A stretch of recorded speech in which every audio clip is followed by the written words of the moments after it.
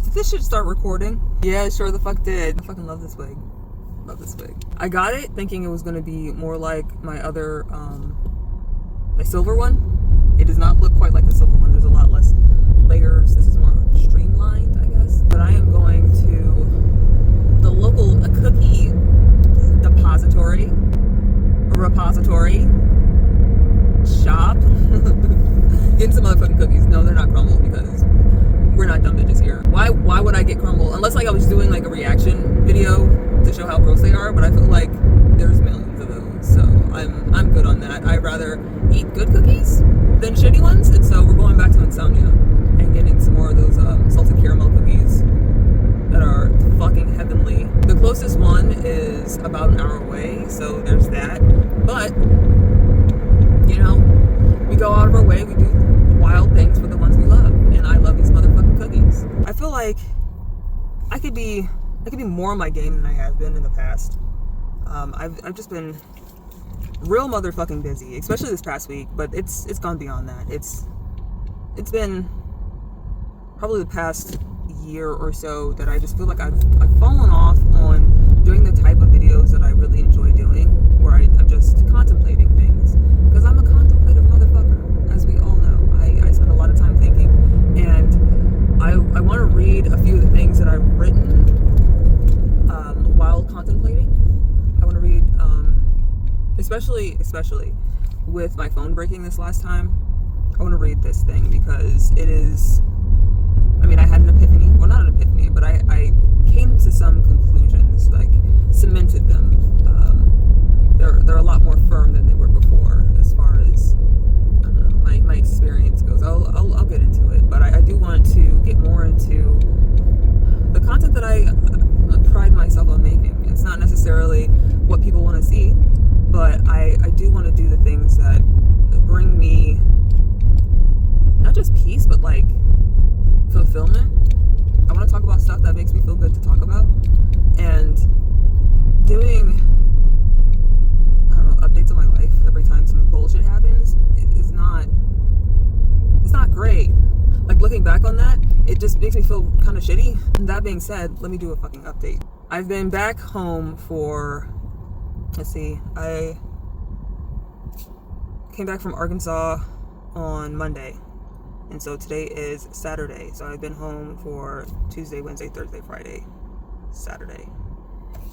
And I'm going to be sent out to Augusta, Georgia, Monday. This coming Monday, I'm leaving. So here we go. I'm going to be doing the things that I enjoy doing. I really enjoy going to people's houses and doing inspections. And what I did last week when I was working all those motherfucking hours, I worked like 70 hours one week and I think like 80 the other week. Doing all that, like, bitch, I don't, it doesn't bring me joy. It's just not all that fulfilling, like to go to people's houses and be like, oh, hi, what's up? I know you've like been through some bullshit and this is kind of some of the worst days of your life. We don't know if we're going to get you help or not, but could you let us look at your house? It just doesn't, it doesn't bring me joy to do, and it's really tiring because I'm working with the state and counties, and the organization for disaster response is variable. It's extremely variable, especially in these more like smaller rural counties. They will have the guy that does fire and the police chief and maybe EMS. He'll do all that shit along with emergency response. And so these people are very, very busy. They got a lot of shit going on and they're not used to having disasters like this. And so it can be real disorganized and real frustrating to deal with. And I don't blame them, but it just sucks. Like, all these people's lives have been ruined and they're trying to piece things back together, and they're looking for you to answer their questions, to bring them their salvation, and that sucks. And so they're just not in great, positions, and it makes the whole ordeal very stressful. And so I'd rather be on the end where I am providing help, where I'm going to people's houses saying like, well, I'm here to determine how much help you need. And I don't know, it just feels better to do that, to be in a position of actually doing something rather than like just collecting data. And that part of the job for me is the fun part. Is the most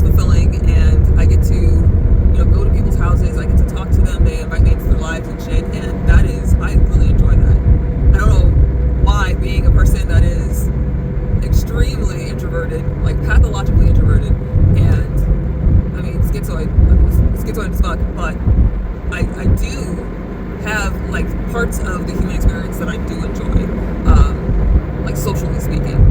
And I think everyone has like their one thing, even schizoid people, even, you know, autistic people, they have their one thing that all other schizoids, all other neurodivergent people, like they fucking hate, but they're okay with doing. So that might be, for some people, they really enjoy doing customer service jobs. For some, it might be they really enjoy performing.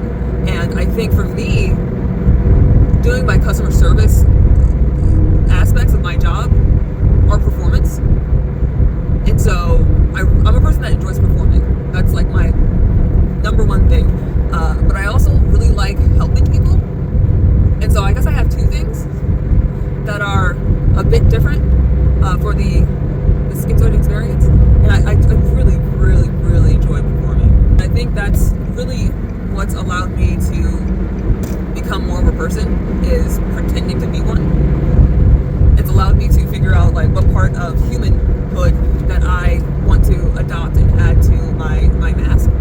And invariably in making my mask, maybe also building myself, because I found that I've built like major parts of my personality on my mask.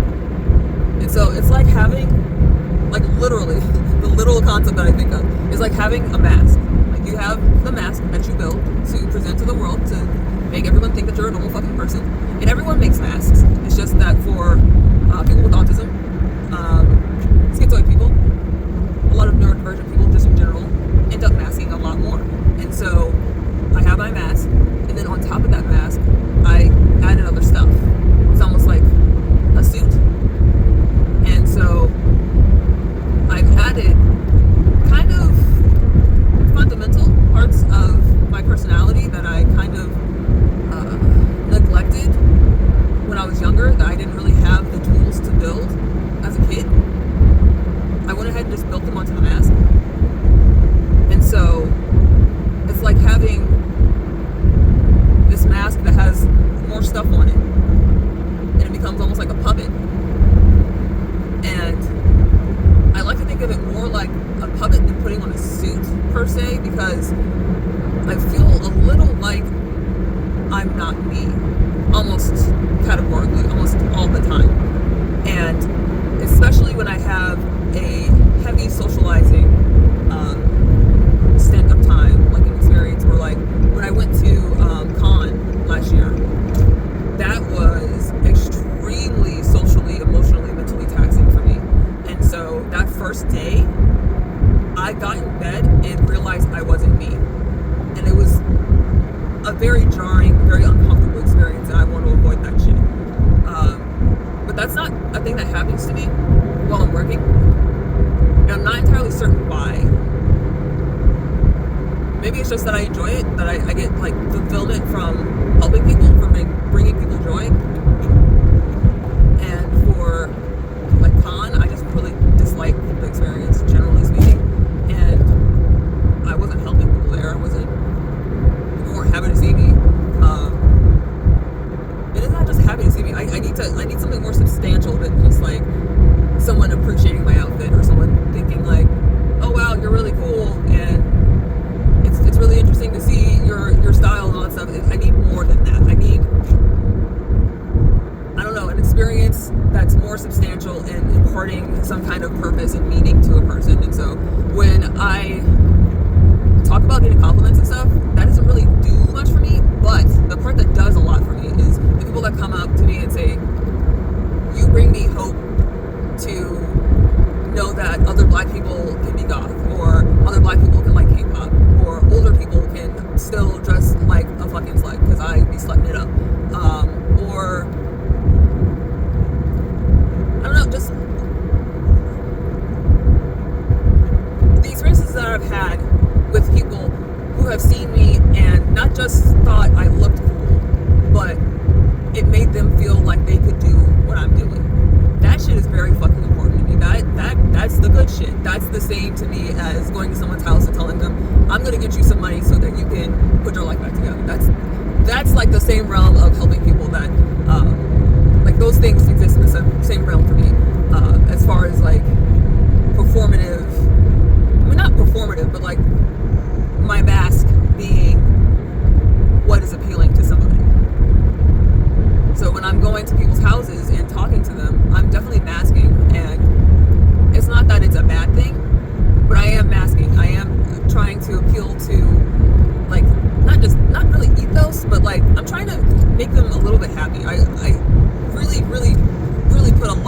effort, a lot of thought and energy into when I go to a person, or if I'm talking to a person doing inspections over the phone. I want to have a moment where I can hear them smile over the phone. I want to have a moment where they feel like, oh, this is so much just weight lifted off my shoulders. Thank you for, making the process seem not as bad as it is. Thank you for bringing, my family, me, just a little bit of hope that the future is going to be okay. I need to be able to do that in my job in order to feel okay in my job. Like, I couldn't be a person doing a job where I'm telling people, like, I can't help you. More often than I'm saying that I can. I fucking hate that shit. And I think it makes me sound a bit like a cupcake. But also, I'm talking to people that are in grave amounts of stress. And so I think I'm still, I'm kind of a bad bitch. I'll say it. Yeah, I'll say it. I'm doing a lot of heavy lifting, emotional lifting, because I'm talking to people who are crying on the phone. I've had several people cry on the phone with me, and I don't really see it as like, I don't know, because when we were doing these preliminary inspections in Arkansas, I was with some government agencies, and so they were like, I don't know, weirdly, what is the word? Somber? They were somber as fuck. Like, yes, this is a horrible thing that these people have gone through, but they're not benefiting from you being like, oh, I'm so sorry this happened to you, and oh, good God, like, I couldn't imagine having this happen in my life, and because you're here to provide help.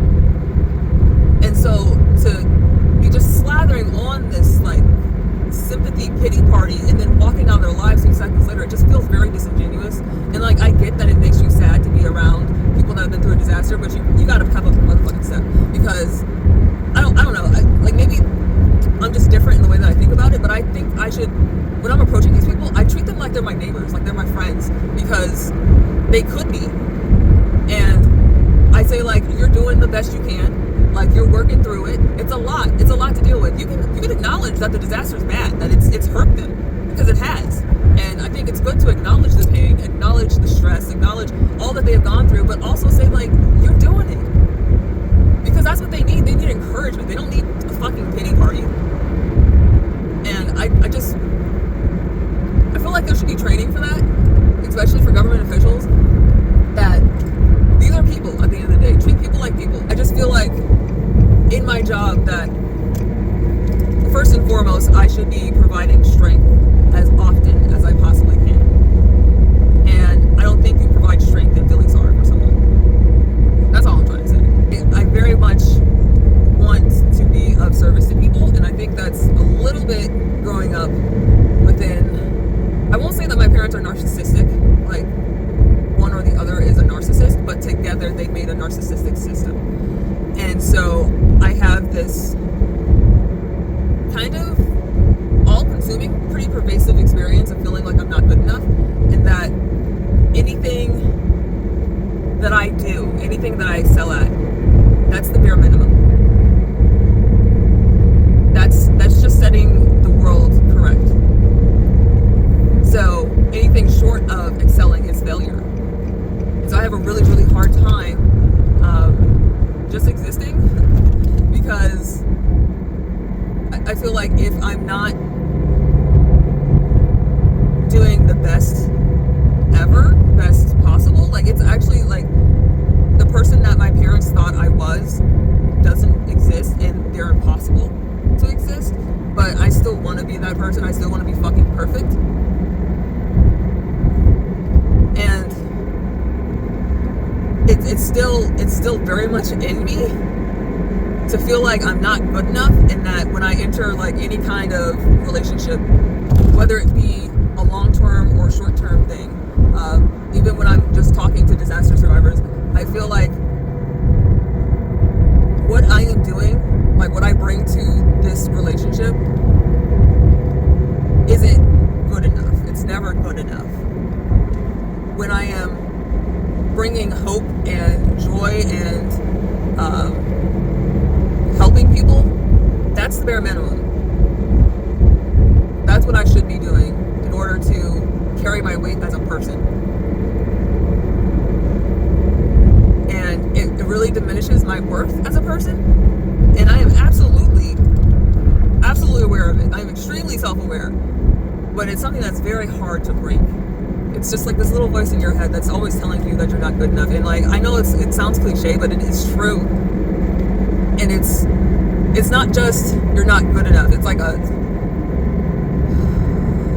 system of beliefs. It's like its own living entity that is just fucking beating you down at all points of the day.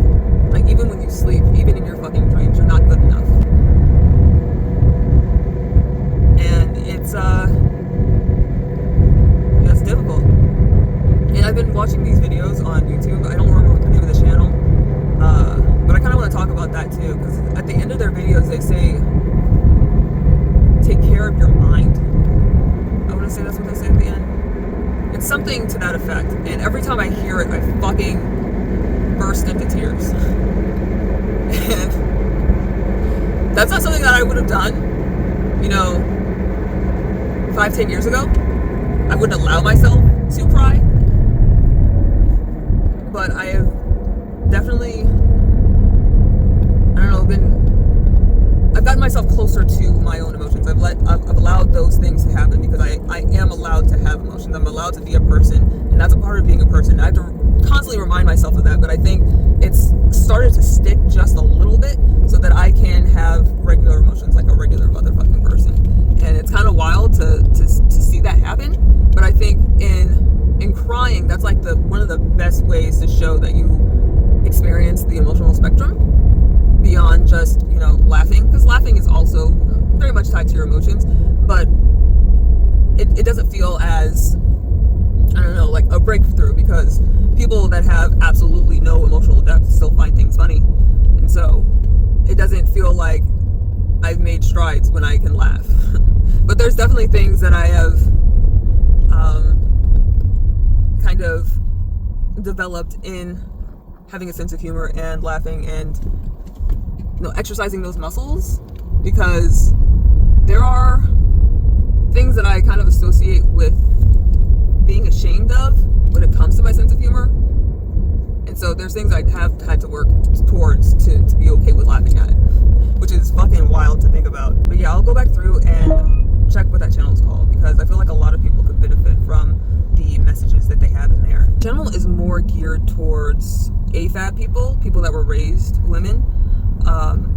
But I don't think that precludes like all experiences, to be honest, because they have videos on the autistic woman and why so many women are diagnosed so late in life, things like that. They have having narcissistic parents, like being the perfectionist child of narcissistic parents. And so it very much, like if you go to this channel, a lot of the videos, if you want to know me better on like a fundamental level, a lot of those videos are exactly my life experience.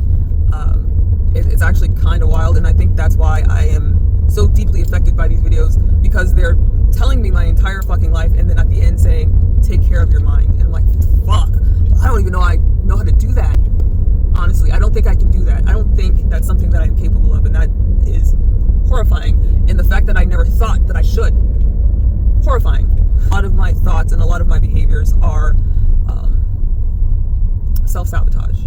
I do a lot of things that hurt me, but I don't think I ever thought about it in the way that I could be attempting, I could be trying, I could be taking active steps to protect myself from me, is what I'm trying to say. Yeah, I don't think I thought about it from the other way around, where like the arrows are coming in, but the arrows are inside the fortress that we're in. I'm shooting my fucking self, and so I should be trying to make mechanisms to keep those arrows away from me, or maybe not string the bows to begin with.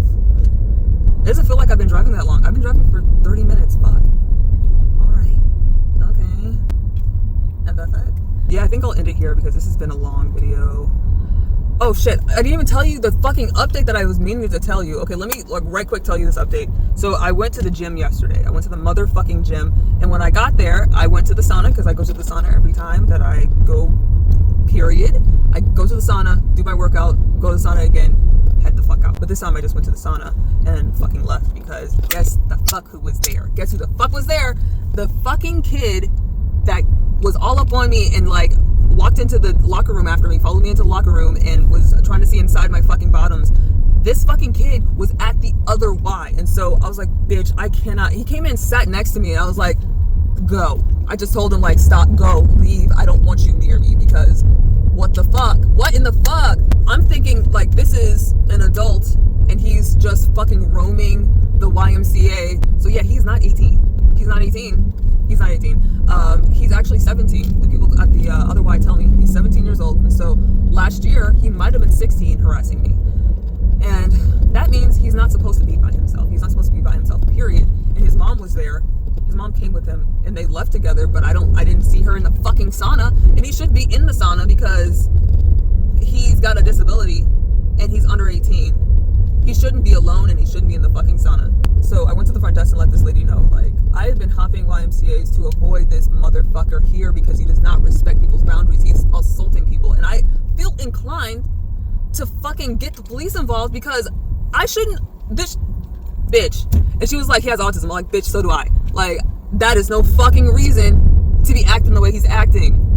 This is a problem. This is a problem. This feels a little bit like the beginnings of like one of those true crime stories where he seemed like he was an okay boy. He was absolutely just delightful to have in the classroom. But he's a little fucking different around other types of people. Everybody's seeing him as this like kind and wonderful person, but to me he's not. To me he's fucking not.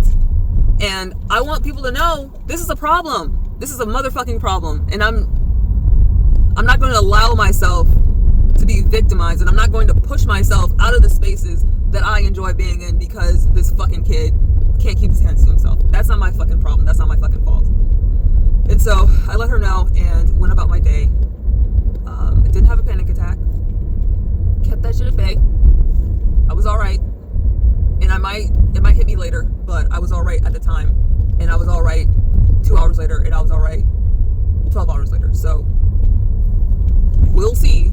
But that being said, I'm about like 10 minutes from this place. So